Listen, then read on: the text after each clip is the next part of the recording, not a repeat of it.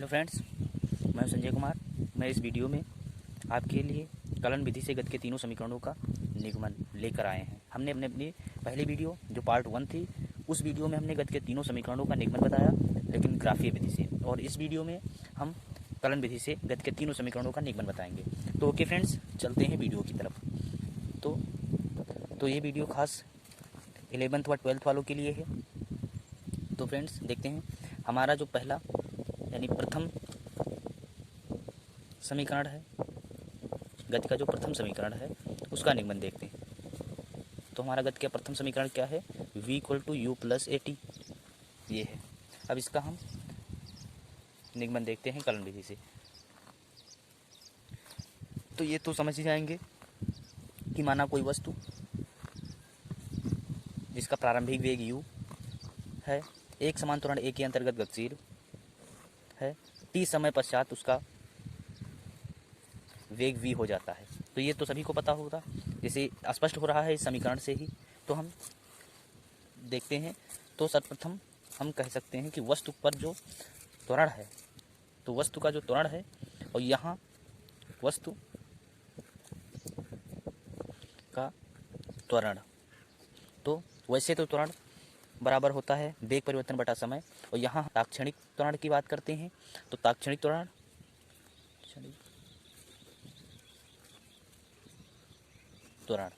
इसलिए यहाँ होगा ये equal to d v by d t, यानी वेग परिवर्तन बटा समय तो वही होगा, लेकिन d v by d t हो जाएगा। तो यहाँ इसको हम क्रॉस मल्टीप्लाई करते हैं। ओके, तो हमारा क्या होगा कि d v equal to a d t. तो दोनों पक्षों में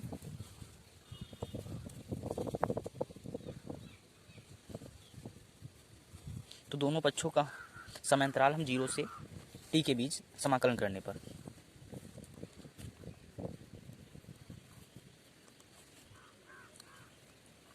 समांतराल 0 से t के बीच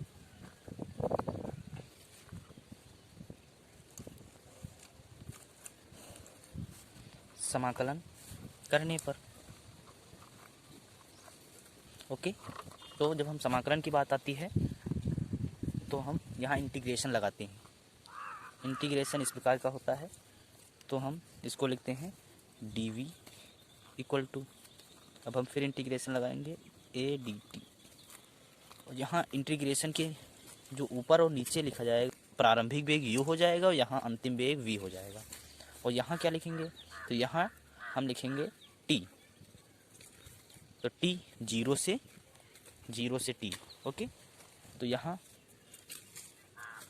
इसको हम पुनः लिख लेते हैं इक्वल टू, फिर हम a इसको बाहर ले लेते हैं, त्वरण को हम बाहर ले लेते हैं, फिर इंटीग्रेशन लगाते हैं t 0 से, और यहाँ dt हो जाएगा। अब हम इसको बड़े ब्रैकेट में लिखेंगे तो v इस तरह। अब यहाँ v प्रारंभिक वेग और u प्रारंभिक वेग, v अंतिम वेग, इक्वल टू यहाँ a बड़े ब्रैकेट में, अब यहाँ t 0 से t के समांतराल। अब यहाँ जो है यानी v माइनस यू हो जाएगा, v minus u equal to a, और यहाँ क्या हो जाएगा? 0 से t के बीच किया था, तो यहाँ क्या हो जाएगा? t minus 0। अब यहाँ v minus u equal to इसका जो गुणा होगा तो क्या हो जाएगा? 80।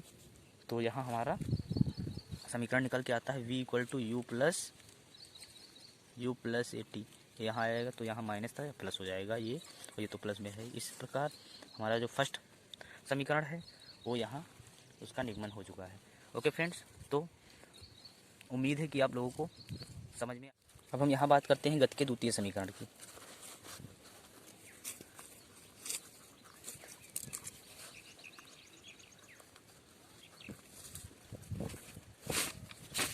यहाँ हम गति के द्वितीय समीकरण की बात करते हैं।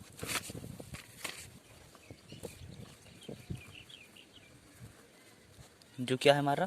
Yes equal to u t plus half a t square. तो हम इसलिए हम सर्वप्रथम क्या लिखेंगे? चूँकि v इक्वल टू क्या होता है, यानी वेग बराबर क्या होता है? दूरी बटा समय। तो यहाँ वेग हम क्या लेंगे? तात्क्षणिक वेग लेंगे, इसलिए डी एस v बराबर D S upon D T. यहाँ बेग बराबर क्या होगा, डी एस अपान डी टी हो जाएगा, यानी ताक्षणिक बेग लिया इसलिए डी एस अपान डी टी हुआ। तो डी एस अब यहाँ क्रॉस मल्टीप्लाई करते हैं तो डी एस इक्वल टू क्या हो जाएगा, वी डी टी। अब यहाँ v की जगह हम क्या लिखते हैं, प्रथम समीकरण से b इक्वल टू क्या होता है, v इक्वल टू होता है u प्लस ए टी, होता है कि नहीं। तो डी एस इक्वल टू क्या हो जाएगा, v की जगह हम वैल्यू रखते हैं तो u plus a T into D t. तो यहाँ गुणा करेंगे तो u D T plus a T D T, इसका 0 से t के बीच समांतराल लेकर समाकलन करने पर।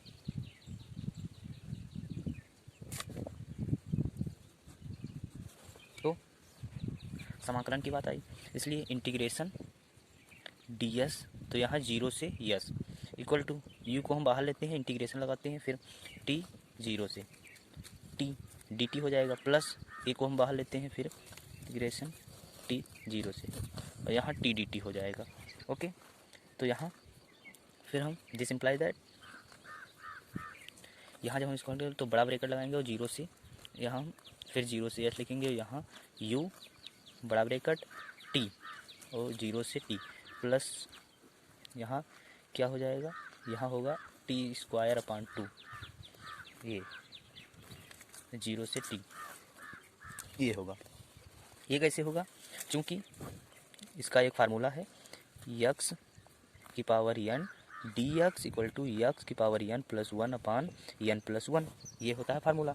यहाँ x का मतलब है t, तो और dx यानी x का मतलब होता है t, और t की पावर कितना है, t की पावर है 1, यानी कुछ दिखता, यानी t एक सिंगल है, इसकी पावर 1 है, और यहाँ स्क्वायर है यानी 2 हो जाएगा, तो यहाँ t की पावर 1, तो यहाँ से इस x का मतलब यानी t और t की पावर 1, और dx क्या है, dx की पावर भी कितना, dx ये है यानी x की पावर 1 और dx यानी t, तो यहाँ इक्वल टू क्या होगा, x की पावर n, तो x की पावर कितना है, यानी अर्थात t की पावर कितना है 1, तो यहाँ 1 हो गया, प्लस 1 अपान n, यानी n क्या है, n है पावर उसकी, यानी घात, तो घात इसका 1 है, तो 1 प्लस 1 इस फार्मूले से देखते हैं, तो यहाँ क्या हो जाएगा, इक्वल टू t और t की 1 2 हो जाएगा, अपान 2 हो जाएगा, यही निकल के आया यहाँ, तो 0 से t। ओके फ्रेंड्स, तो यस अब इसको हम फिर हल करते हैं, तो यस माइनस 0 आ जाएगा इक्वल टू u, यहाँ t माइनस 0 आ जाएगा, plus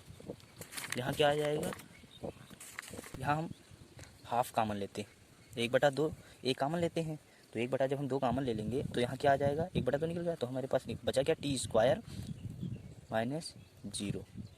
okay, T square upon 0 बचा।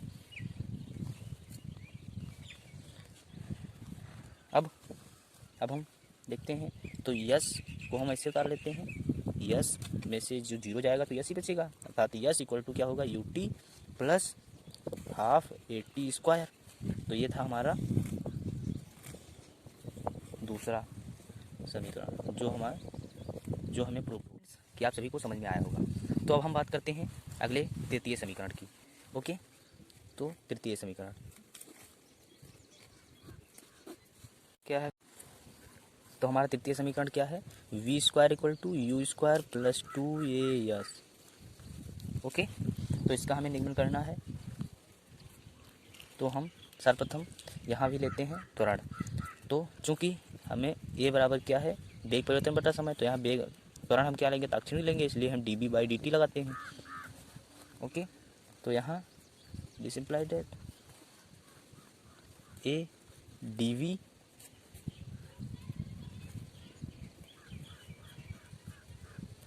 इंटू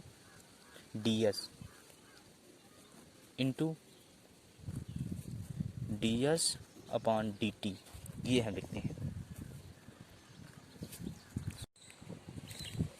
ओके, तो a इक्वल टू क्या हो जाएगा, dV बाई ds, अब इंटू ds अपॉन dt की जगह हम क्या लिख सकते हैं, v लिख सकते हैं, क्योंकि वेग परिवर्तन, वेग बराबर क्या होता है, दूरी बटा समय, इसलिए अब हम इसको सरल करते हैं, क्रॉस मल्टीप्लाई, तो a ds इक्वल टू क्या हो जाएगा, v dv, ये हो जाएगा, इसको हम यहाँ लेते हैं, यानी v dv equal to a ds। अब हम 0 से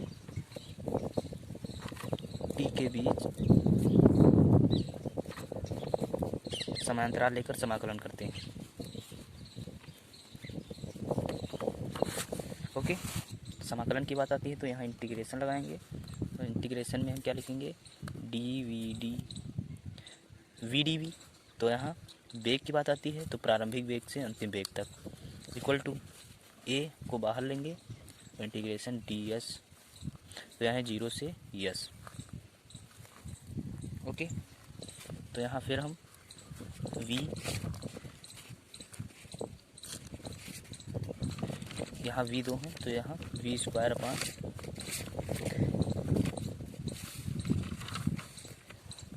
अपान 2, और यहाँ v से u से v, यहाँ भी वही फार्मूला लगेगा जो समीकरण 2 में लगा है।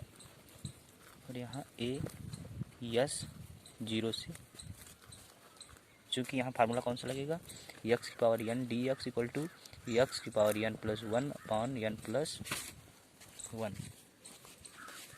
ओके, तो इसी फार्मूले से ये आ जाएगा। तो अब हम यहाँ हाफ कॉमन लेते हैं और फिर हमें v square minus u square